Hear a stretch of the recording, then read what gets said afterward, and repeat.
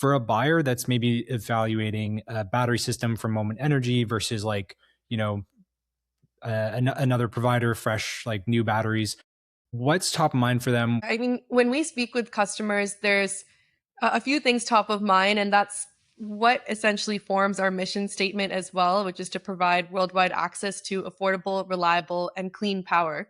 So those are the three things that we've recognized that customers look for. They want to ensure that their electricity itself is affordable, that they can, if they're installing energy storage, that falls into the same bucket. Secondly, reliable.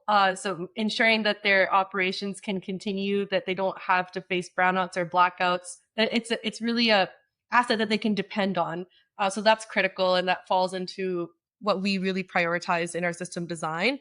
And thirdly, clean power. So when we talk about, if a customer has a choice between two energy storage solutions and one is using or sourcing retired EV batteries versus the other one, which is using brand new batteries, which have their own implications and emissions involved with the sourcing of raw materials.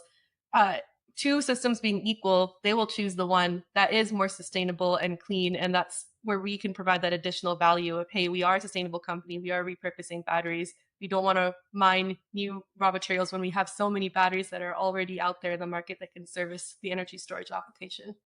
Got it. And so it's, am I understanding it correctly in that the sort of the emissions, and I would imagine they're kind of scope two emissions, scope three emissions, maybe that's a bigger driver than like a cost advantage? Cost is definitely a part of the equation. When we sell our systems, our goal is to be 30% more cost competitive than other alternative solutions on the market.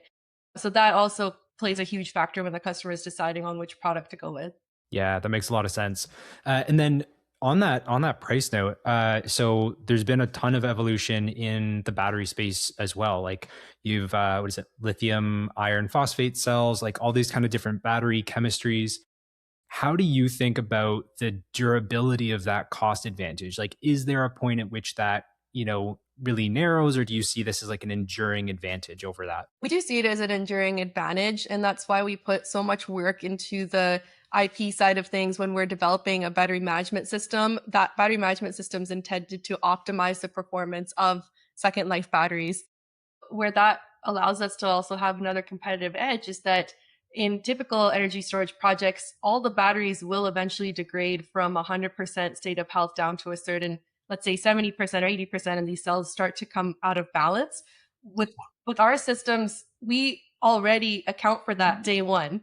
So we're optimizing for the differences in these state of healths and the variances in the battery cells so that we're able to hit that market competitive requirement of at least 10 years of service.